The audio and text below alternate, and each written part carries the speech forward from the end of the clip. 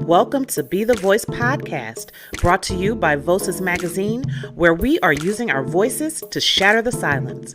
It's time to be informed, encouraged, and empowered with your favorite host, Dee Marie.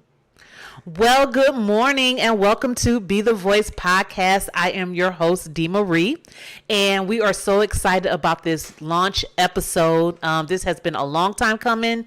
We have been fighting and just doing all kinds of stuff to get this going, and here we are. So we are so super excited about it. Of course, I have here in the studio my sister, Latonya Buford, and we have a great episode that we're going to talk about today. We have so much to talk about. So just to kind of give you a little bit of background, actually 11 years ago in Thanksgiving. Yeah. Yep. Next month. 11 years ago next month, we told a story that honestly, we were just going to take to our grave. So we actually, talked about our past trauma of being sexually abused, and we brought it out to our family members, our friends, and honestly just kind of went public with it. And once we did that, there was so many people that had the same story. And with that, I mean, so much has happened, and we're going to get all into that into the episode. But just kind of want to give you a little bit of background, but also to let you know that this podcast is actually brought to you by Voices Magazine. And Voices Magazine is a platform that gives a voice to survivors of sexual abuse. And that's what it stands for, Voices of Sexual Abuse Survivors. So we're really going to get right into this. I want Latonya to kind of introduce herself a little bit, and then I'll come back and tell you who I am. Good morning, everyone. I'm so excited to be here. Of course, I am her sister, Dee Marie. I am really excited about this Be the Voice. It has really turned into a movement. Yeah, that's what I was thinking. The word is turned into a movement. Who'd ever thought that little old us have our face more Dee Marie than me, but I'm the sister, so she dragged me into everything. Yes. But just getting over the fear and just being able to talk, and I mean, it's so much, like I said, so much stuff, and I don't want to rush into anything because we want to make sure that we have the opportunity so we reintroduce ourselves to you. That's what we want to do. We want to reintroduce ourselves. And this not the last. This is just the beginning because there's so much things we want to talk on.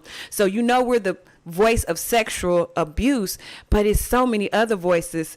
We want to be the voice and start opening and shatter, like you say, shatter the silence on mental health and our culture, and just we want to tear the glass wall and the glass ceiling, just tear it all down. So I'm excited. I hope you all excited. I hope you tune on. Share. That's my word for the day. Share. I'm going to turn it back over to Dee Marie. All right, so you guys, we're working with one mic, so we're going to be passing back and forth, but it's all good. But this is our first launch episode now I did have a radio show back in the day, and we'll get into that in a minute too. I know we keep saying we'll get into it, but I don't want to rush because I really want to talk about, where we have come, because here we are 11 years later. What happened from 2012 it was 2011, yes, into 2022. Like, what happened and how did our lives change from the moment that we decided to shatter the silence? As you can see, our logo, shatter the silence, on a story that we kept secret for over 30 years. So how did that moment when we decided that it was time into who we are today, and how, have things changed in our lives? Honestly, drastically. I will say it has changed drastically. So just to kind of back up a little bit. So again, I'm Dee Marie, and I am the host of this podcast, and I also have a magazine, online magazine called Voices Magazine.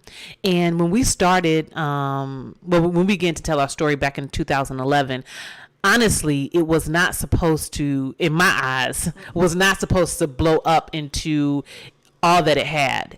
It truly was. It was just time to tell a story. And really, the only person we really cared about was our mom. Right. She was the one that we, wanted to tell. Honestly, I didn't really think about anybody else, to be honest. I just wanted to let her know. So And we want to talk about this because we want to give hope to those who are still holding on to this secret, to let them know that they don't have to remain silent. And there is victory on the other side, because we're on the other side. Right, absolutely. Yeah, you want to talk about that? Yes. Just going back, and like I say, we reintroducing for people who know us, but then also people, this is new to you. So we want you to know that we understand, first of all, because when coming out, it was, I think, traumatic to both of us on different ends, because the experience itself or the trauma affected us differently, our personalities. And being on the other side and seeing the person that we were before and seeing who we are now, it's amazing the difference. I mean, don't get me wrong, we're going to get into, because there's still some things. Yes. This is an ongoing struggle. Yes. And even though we seem confident right now, it's still some after effects of it. But being that now we're in a place where we recognize it and we know what to do about it, it's awesome. It's awesome. So I don't know. Look. Look, I could talk all day. But so when we started back in 2011, but when I say when we started, when we told our story, so you know, once we told our story, honestly, what happened was a lot of people that we knew started slowly raising their hands and saying, you know what, this happened to me as well. You know, I was sexually abused. I never told anybody. Some people had told people, you know, they had told their family members, and they, you know, had talked about it. Some went to therapy, some not. But it was just so many voices that were coming alive because of what we did. Honestly, it was like, wow, you know, because at that time I had no idea about statistics. I had no idea that it was prevalent. I had no idea. I just knew what had happened to me. And I knew that God had put in my heart that it was time to tell. And that's what we did. So for fast forward a little bit, we started an organization, Moving Forward Ministries. And it was supposed to be just, for me, I thought it was going to be like one day we talk about it, we get this over with, and we move on. But it actually turned into an organization where we had support groups, resources. We did a walk, Stroll to Heal the Soul, and that was so beautiful and so powerful that hundreds of people came out to have their voice heard. And here's the key with that is that if you were a survivor, you got a teal shirt, and the teal shirt represented you telling your story without actually telling it. Right, and that's what happened. And it went on for like, about 8 years or so, something like that. We had our walk, and hundreds and hundreds of people came out each year to show that they no longer were victims, but they were survivors. Oh, go ahead. I'm going to interrupt. I'm going to go back a little further, because when you was talking, I was thinking, I don't want to rush it, because I want people to understand that it wasn't like we decided one day we was going to tell and we just told. That was not the case. It came with fear. It came with anxiety. It came with just so many different emotions of trying to tell our mother. I think that was the biggest thing, trying to tell her or explain. And for me, it was just traumatic in the telling of her, because it got to a point where I couldn't even be in the room, and I made Dee Marie do it. I made her do it because I couldn't. I was so anxious that it was like I was like a ball of nerves. And I want to make sure we make that known, because we want people to understand that it is a process, that it's a step-by-step process. This is not something that we decided we gonna do and it was all good. And no, it wasn't like that. It came with a lot of emotions, and then even after effect, you still got to deal with emotions. And then going on to what you said, I was thinking about Stroll to Heal the Soul. Stroll to Heal the Soul. Excuse me. I'm the older sister, so my memory ain't too good sometimes. I was thinking about all the ones we had over the years, and I was thinking to myself, and I was thinking about this earlier, which one was my favorite. Mm-hmm. And I have to say my favorite was the very first one. And the reason why is because it was freezing cold that day. It was raining. We was out at the park, and still hundreds of people showed up. It was nothing that we planned. It was just, we're going to do this. We're going to see how it turn out. Whoever show up. hundreds of people showed out. They walked in the cold and in the rain. It was so many teal shirts, and then there was even white shirts and white shirts for the people who are supportive of the people who told their story. And like Dee Marie said, the teal shirt spoke for itself. It was a story within itself. And because even if they didn't tell their story, they're saying it happened to me just by having the shirt on. I think that was my all-time favorite one, because it was just the cold, and we was shivering and shaking, and we had a fire going in. Oh, we sure did. The fire going, and it was raining, and no matter what. And the proudest moment was my mother walked. Yeah, she sure did. She came out, yeah, and she walked, and she meant she was gonna walk the whole 5K. And she did. And she did it. Yep. And she did it because support of us. And how old was she then? She was 65. 65. And she meant she was going to walk. She was not going to turn back. And people rallied around her, and they walked with her because she was determined to walk the whole thing. And that was one of the most powerful things to me. Yeah. That was my favorite one. And honestly, you said that, and honestly, I didn't even think about that, but right, Mama did. She walked that entire walk in support of us, and we were so afraid to even tell her, but she has turned out to be one of our biggest supporters. But she was there, and she walked, and like you said, I remember somebody said that, because I was nervous, like, oh my gosh, it's raining, that means nobody's going to show up, and this is our first time ever doing a walk, and we didn't, we just kind of, we didn't have no experience, but we planned as much as we could. And then when it rained that day and it was cold, I was like, oh my gosh, nobody's going to show up. But they showed up with umbrellas, rain jackets, coats. It didn't matter. They were there. And then somebody at the end said, oh no, maybe it was the beginning, said, the rain was a symbol of cleansing and washing away. And I was like, wow, that is true, because it was like the people were just like cleansed, and some of them was their first time. There were tears, there was hugging, there was even joy and smiles, because now their lives were changing. And it's so crazy because we had no idea. Is that a fly? We had no idea. I'm sorry, y'all. I was like, what is that? But anyway, we had no idea that it was going to turn out that way. And when it did, it was like, man, but it's like God just wanted us free. And I think, honestly, when people deal with trauma such as this, they don't want to tell, and they're afraid to say anything. But if they only knew the freedom and the healing and everything that comes on the other side. And again, okay, hold on 1 second. And then right, and again, it's not that it's easy, but it definitely is doable. Yeah. Another thing that was powerful, and I think this was at the first one, we had little paper chains made. Oh, yes. And as they came in from walking, they got a chain, and they broke the chain.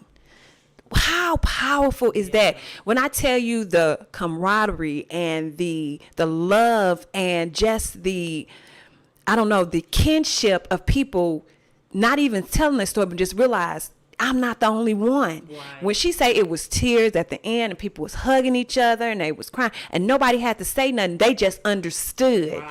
And so when they crossed and they walked around at the end, they got those chains and they broke their chains. Yes. It was like a release, and it was like freedom. It was nothing like it. Yeah. Nothing like it. And honestly, I mean, it makes me want to even like have another one, because we haven't had one in a couple of years, especially due to COVID. Mm-hmm.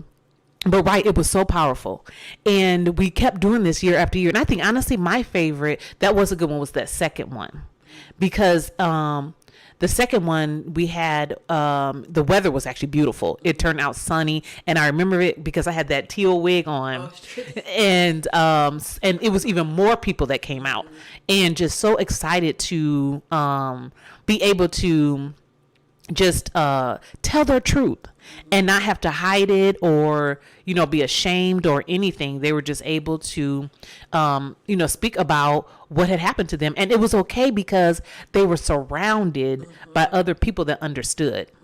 I don't know if you remember that one. I think that is the one that we had it wasn't Shatter the Silence. It was Breaking the Silence, I think, or something like that. Yeah, something like that, Breaking the Silence. But it was powerful. So we had walks and walks, and so every year, for me personally, I was always nervous before the walk for a couple of reasons. One, you just didn't know who was going to come, and two, you just hope that it really changed their lives. And then also, I mean, even though we were talking and sharing, the fear doesn't go away. Let me just say that every time that I had to get out in front of somebody, because it became public, like we were on TV, the radio, like everywhere you could think, we were there telling this same story. Yep. And it never got to the point where I felt like, okay, let's do it. It was always like, maybe I shouldn't say this, because let me tell you something. And I want people to understand this, especially survivors, because I know you're watching. No, it's not easy. It is doable, but it's not like healing is like a straight line up. That's not what it is. It's zigzag, up and down, crisscross, you name it. That's how it is. But every day, every moment, every year, it gets easier and it gets better. The sting is no longer there. And I always use this analogy of a scar. And I don't think you can see it. Oh, maybe you can. So on my wrist, there is, and for those that are listening, you got to trust that's on the podcast, that there is a scar on my wrist. You can probably see it. It's like a burn mark. So I burned myself on a curling iron years ago. But what happens is when you first do it, it hurts. Yeah, it is going to hurt. But after a while of doing the things that you need to do to take care of it, over time, the scar will still be there, but the sting is gone. And that's kind of what happened with us. So the scar is still there, but it doesn't hurt anymore. I can talk about it. I can hit my arm, and I don't even know it's even there. Don't even realize it's there.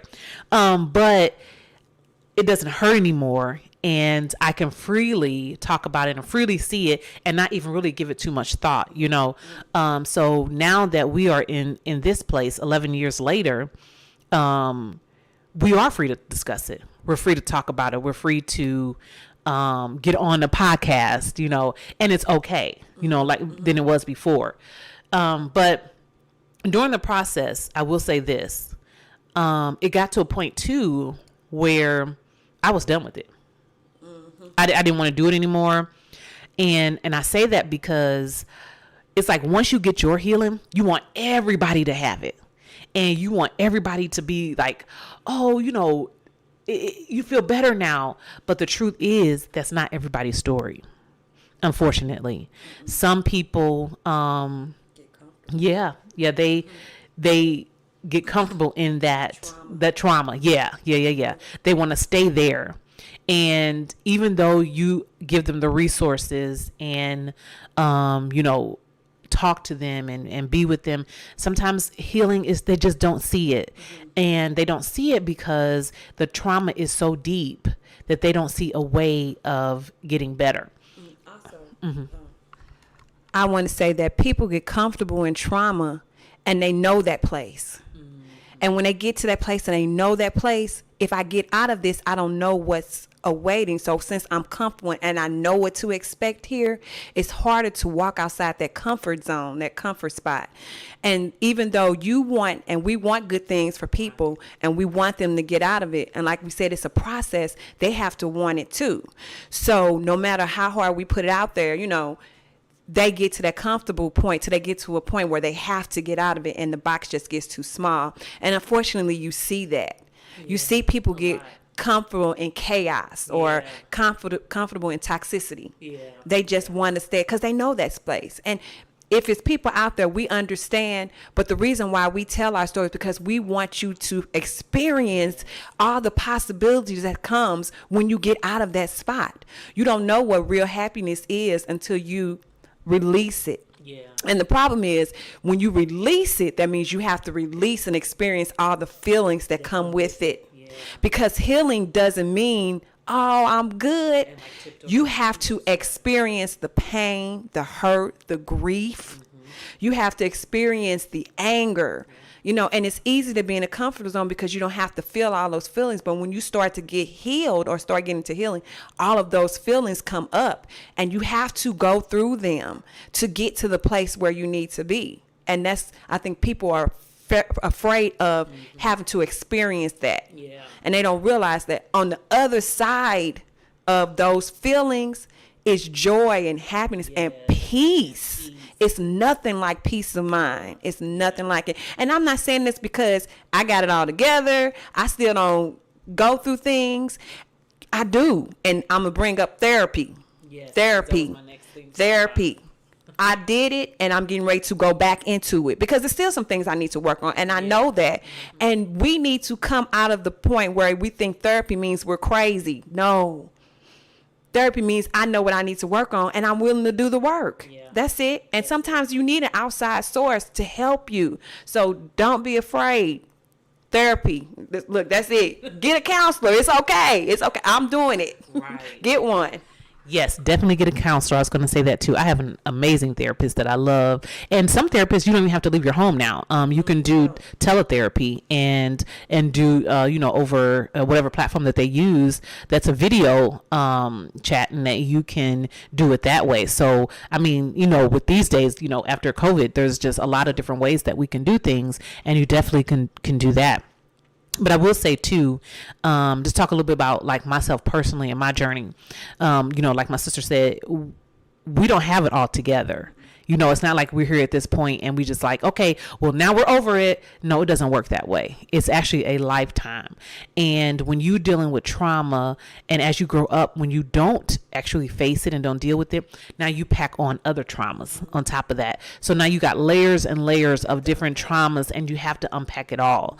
And even when you get to a point where you might be feeling great, and then you realize, gosh, there's something else I got to do. And it's like, Lord, what else? Because there's always something that we all have to deal with, and through this entire journey, I had to go back and deal with, trauma, even after that, relationships, finances, you name it. I mean, I had to do it, even had to, talk to my children about it.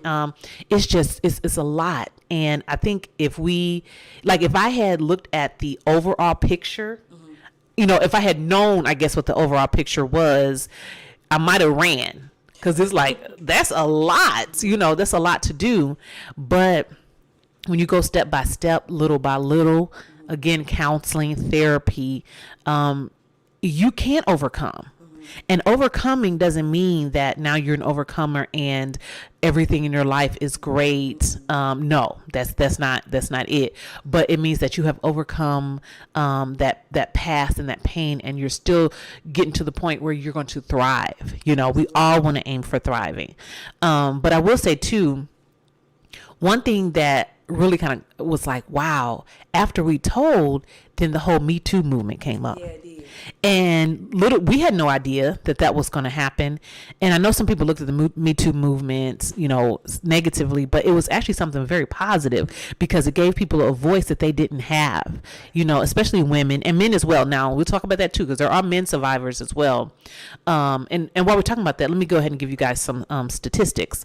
So 1 out of every 3 girls, 1 out of every 5 boys will be sexually abused before they reach the age of 18. And honestly, that's only the ones that tell. So we truly don't know the true statistics. So it is very important to get educated, to find out about how to address it. If you think someone is being sexually abused, find out, prevention. Find out, how can we prevent this?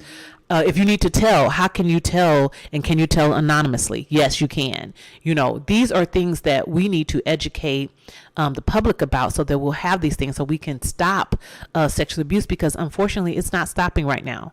But we all can be mandated reporters if we think something is going on. We all can be supportive. We all can listen. We all can be educated, so that we can, be part of stopping this, because our children need us. They need us. They need our voices, because they don't always have one. They need us to listen to them.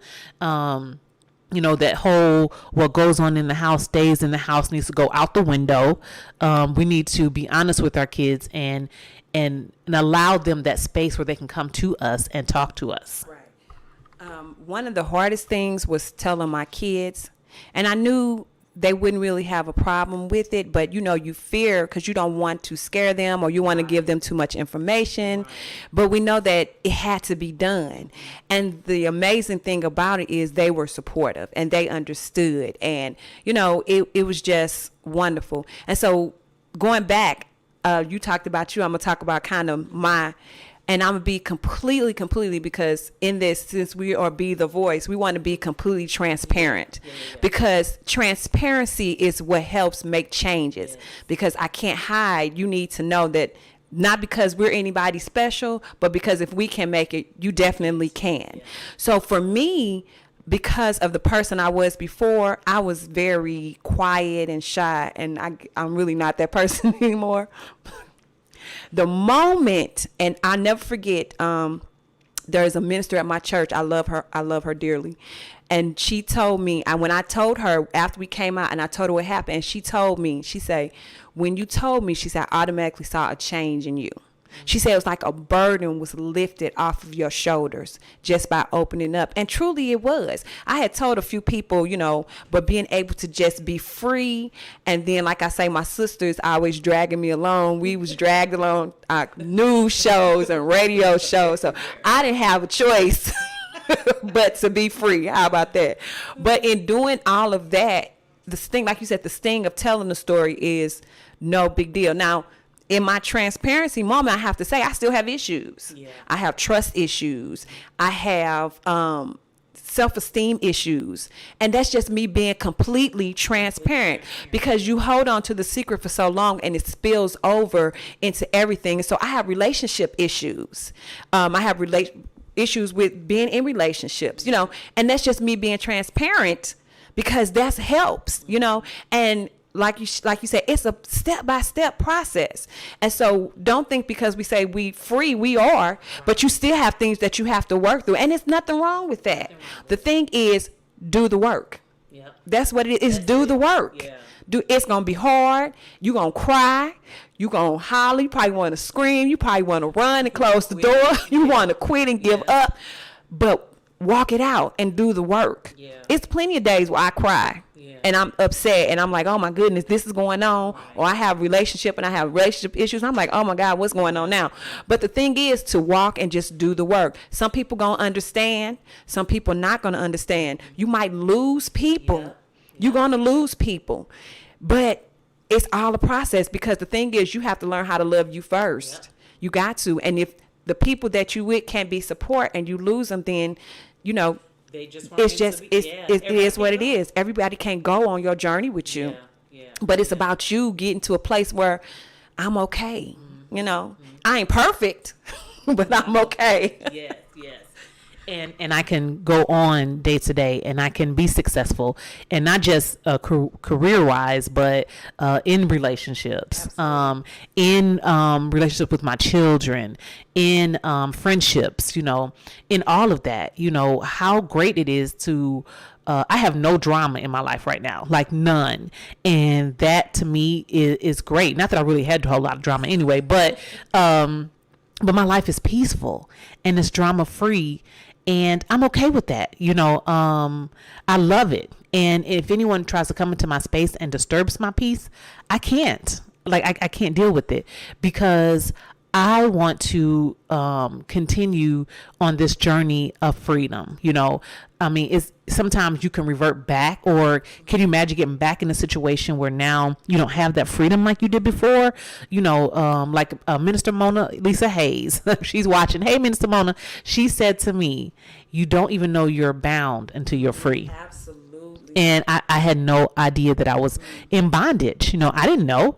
I thought I was good. But when she said that, I was like, she is so right. You don't know that. But once, and I'm so grateful to God for, making me, because really you say I make you, he made me, tell the story. And I often think about, what if I hadn't done that? I do. I think about that. What if I said, I'm not doing that? So, and that's another thing. When you walk in purpose and do what God has called you to do, it's not only for you, but it is for other people. What if I had said, I'm not telling that story and I'm going to continue to keep that to my grave? Do you know that once that my time on this earth was up, that I would have been held accountable for that? And can you imagine that being shown on the screen? Like, this is what, if you would have told the truth in your story, these are all the people that would have been affected and if I had not done that. Real quick, look, I guess I have more to say than I thought. My favorite story to tell is because I teach a small group Bible study, and right now our lesson this month is on purpose. I'm so excited about it. We're talking about purposes. What am I on earth for? But whenever I talk to my class, and one of the stories I always tell is, you never know who you was meant for. And the thing is, when you said the story of how you had said you wanted to quit, and God immediately showed you a whole sea of women. And I tell that story all the time because the point is, everything that we do affects somebody else. So if she had decided that we was just going to tell our story and leave it at that, a whole bunch of people could not have been free. So what we do and your purpose that you do affects other people. It's not just about you. And in most cases, what you go through is never about you. It's always about you bringing the next person forward. And when we begin to realize that, then we'll be able to be stronger. You know, we know that it's not about us. She adjusting and moving stuff around. Okay, I'm sorry about that. I'm done now. But you're right. And I forgot about that story too. But I was at one point, I was like, I'm done with this, you know, and this is even before COVID. I was just like, I don't want to keep telling this story. And literally God was like, show me, it was like a sea of women. And he said, and they looked at me and it was like, they were like, what about us? And I was like, wow. Okay, I have to keep going. Like, quitting is not an option. And so we kept going, you know, and even through the times where you're like, if I tell this story one more time, and I know people got sick of me, like, you know, and you think about that too. People sick of hearing this story. I'm telling the same story. And those that might have gotten healed, who have moved on, you know, and they're not talking about their story anymore. I still have to tell mine because you know why? This is my assignment. So, but it's like, okay, what's next? Like, it's got to be something else because God, I'm tired of telling this to people. But it's so many people that need to hear it, and not only just our story, but just to see us overcoming and becoming the people that God has created us to be. Because I'm gonna tell you something. I want everything God wants for me. I want it all. And I am determined to have everything that he wants for me because it's for me. A lot of times I think, and I was telling my friend Andre this, you know, we deal with imposter syndrome where, you know, God created you for something, but then here you go talking yourself right out of it. Self, girl, you can't do that. You don't have the skills for that. You can't do that. You didn't finish school with that. You know, and then you're like, okay, self, you're right, girl. I can't do that. So let me go on and just settle. I don't want to settle. I want to be free, and I want to have everything God wanted me to have. So here I am in 2022, 11 years later, after telling a secret that I was going to take to my grave. But now, do I still have things that I need to work on? Absolutely. Absolutely. But I am in a place that I didn't think that I could even be in. No, and I didn't think about it. You know, when I look back, I can even look at myself and like, gosh, you know, I was in a place, in a dark place. I don't know, dark place, just not where I am now. I was just in bondage. I guess that's what it is. I was in bondage and didn't even know it. So just to see where God has brought both of us from is just amazing. I am not the same person that I was 11 years ago. Absolutely not. More confident. I know who I am. I value myself more. Realize that there is more more in life that is for me. And I plan on going after it. You know, I still deal with fear a little bit, you know, with different things. Just not the same person. I'm definitely not the same person. I was always the quiet, passive one who didn't mind staying in the background. Mm-hmm. But it's so many areas of my life God has pushed me to the front, and I just never had a desire to do that. But when you are free and you walk into that freedom, God opens doors that you didn't even realize that was for you. Mm-hmm. It's for you. And then another thing I want to say is we always talk about having an abundant life, and we think we have to wait to heaven. We go to heaven to get there. No. God wants us to have abundant life here and now. But part of that starts with you getting healed. Yes. You got to release it. I always tell my students, if I walk around with a fist holding on to hurt, how can I ever receive anything? In order for me to receive anything, I have to receive it with an open hand. But to open my hand, that means I have to release. Yes. So I can't hold onto grudges. I can't hold on to pain. I can't hold on to grief. I have to release it in order for me to get something else that's better that I can hold on to. So, I mean, if you have to do it physically, I remember when we first started telling the story, and I told people that when we used to tell it, or when I used to think about it, I used to have to literally shake myself. And I don't know, look, I'm dating myself. Remember the little, what's the thing? For anybody, look, for anybody that's our age, there was a game where you could etch a sketch, and to clear the board, you have to shake it, and then everything on the board goes away. And that's what I put myself in the mind of at that time in my life. When the memories of what happened would come up, I would have to literally have to shake myself like a etch a sketch so that my mind would be blank so I wouldn't think of it. And now it's okay. Yeah. Even when it comes up, it's like, okay, it's no sting to it. And the reason why is because we told the story, because we kept telling the story. And because even when it was uncomfortable, we kept telling the story. I had a friend, and I tell this one all the time, look, I'm always telling somebody, who used to ask me uncomfortable questions. When I told her, she asked me question after question after question. And it got to a point where it was just, I couldn't tell her anymore because it was uncomfortable. But then sometimes I have to force myself to answer the questions so that I can be okay answering the questions. So that's what you have to do. You have to keep on answering the questions or telling the story or telling somebody. And even when they sick of it, it ain't about them.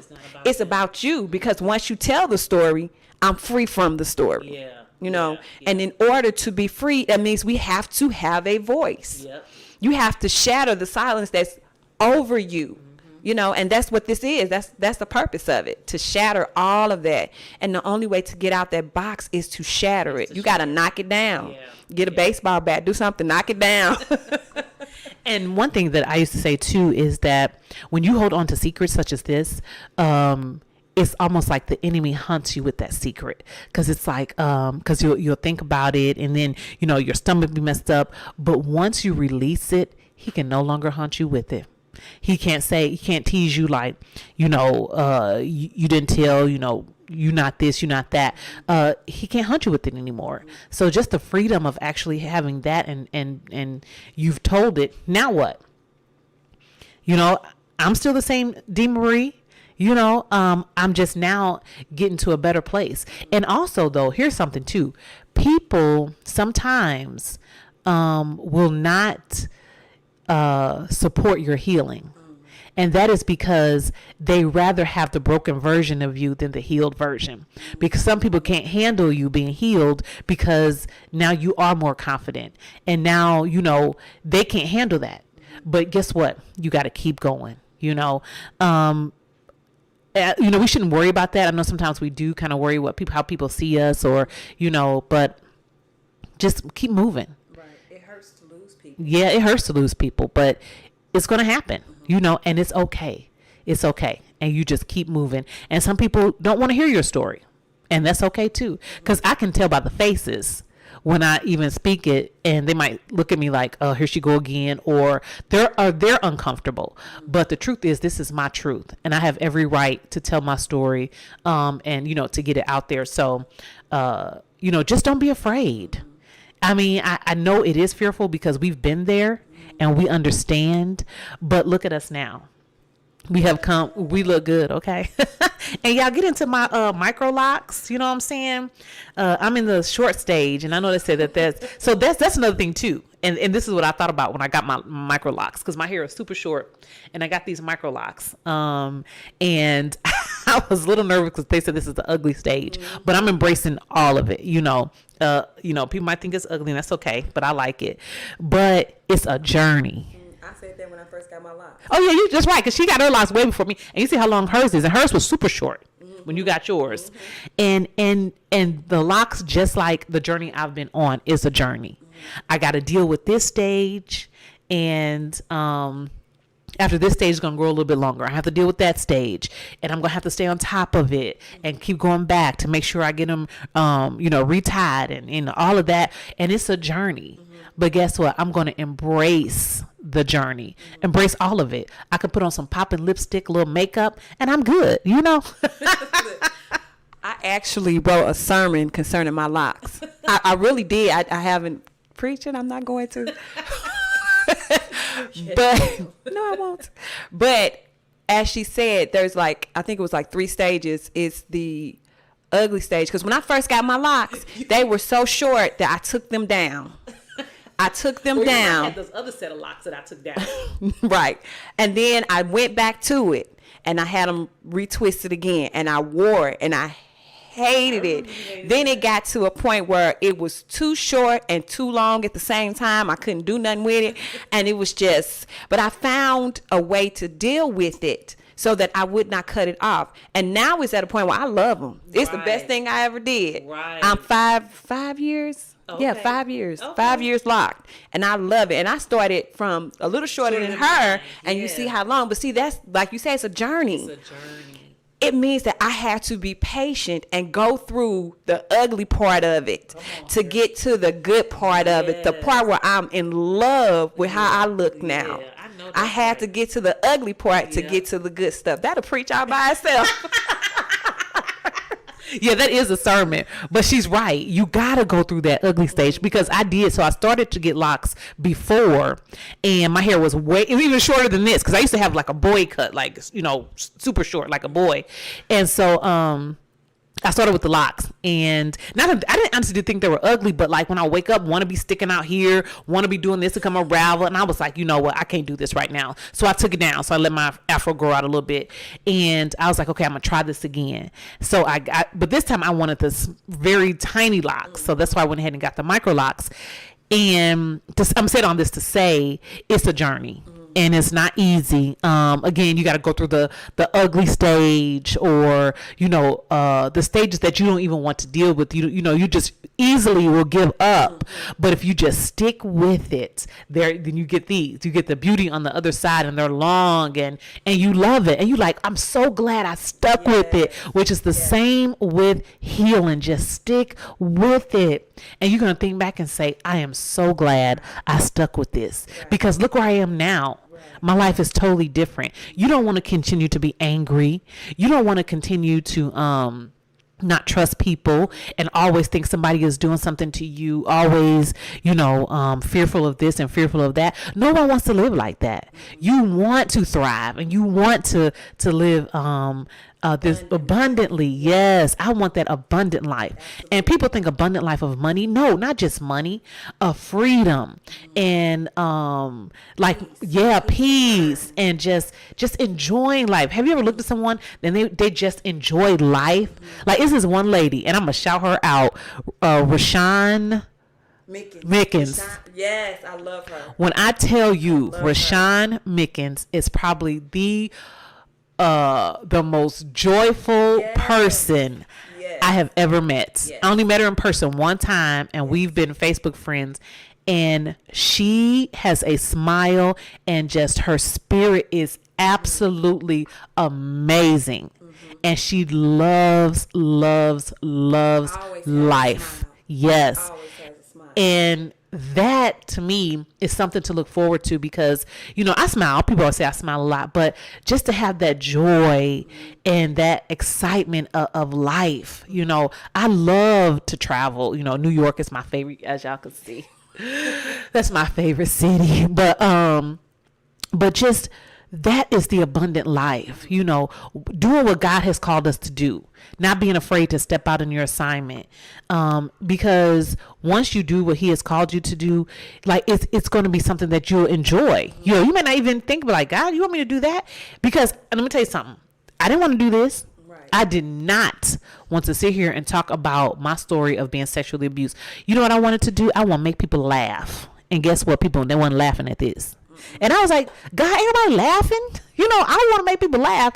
But this was my assignment, and I had to do it. And not only did he allow me to do it, but he gave me the joy in doing this. I wanted to be a journalist. And even though this is not journalism, it's a way for me to tell the stories and give people a platform for their stories. And I love doing it. And I just wanted to say real quick, you was talking about joy, and we have to realize joy comes from the inside out. So when you get a healing, the joy that you have on the inside, we look for happiness, but a lot of times happiness is based on happenings. That's good. And so what happenings on the outside is what makes us happy. But when the happenings is gone, we're no longer happy. But if we can get joy that's on the inside, no matter what's happening, we're always joyful. Yeah. And that's what we have to think of. Happiness is nice, but happiness is only based on your exterior. Right. And so if you get something in healing down on the inside, no matter what's going on around you, nobody can take what you feel on the inside away from you. Yeah, so that's all I got. That's good. We're going to go ahead and we're going to start wrapping this up. But I'm so glad that we are now able to come back and talk to you all and share our journey of where we've come from. It wasn't easy. It was up and down, all around, crisscross, zigzag, you name it. It was that. But we are here now. We're living, I wouldn't say our best lives, but we getting there. On our way to thriving, which is exciting. I'm excited about the people that I have met on this journey. I have met so many people on this journey, and that to me is making those connections and just seeing even their lives change, and watching them thrive and be who they become. I mean, that's what it's all about, being the example for others and giving them, because once you're able to be free, you give people the permission to be free as well. And that's what it's about. So you have any last thoughts? Yeah. And just know your circle. Yeah. It's something about having people that support you and love you and push you. And I want to say that in this journey, we have had good people who supported us and who went through, but some people just didn't go through and didn't quite understand, but they was there. So, get you a squad. Hey, squad, my squad know who they are. I love y'all. But, get you a circle of people who going to push you to be better and not try to hold you back in their comfortable place. And so I can say, honestly, 11 years later, wow, who would have thought? When she first came and said, it's been 11 years, I was like, oh my God, it really has. But it flew by. And then the changes in our lives, the changes in our attitudes, the changes in our personalities, it's just remarkable. And so like she said, it's not all gravy. It's not all perfect. It's not all sunshine. But it's better than it's been. People ask me, I'm 49. My 40s have been the best time of my life. Out of my whole life, my 40s have been my best. And I'm getting ready to be 50. Lies she tell, I am not. But I'm looking forward to it, and I'm not scared. I'm comfortable and I'm excited because that just means bigger, better, and brighter things are coming. So, I'm not going to talk, I guess we're starting to wrap it up. But, just look forward to healing and what's on the other side and just life. I think we find position our kids are getting grown, and they are grown. Well, I still got one more. But, and just being able to really enjoy and be free and really have no chains holding us down, and then just constantly just working towards being better. That's what I'm excited about. Yeah, just working towards being better. Yeah, and 50. Whew, I keep saying it. Ooh, 50.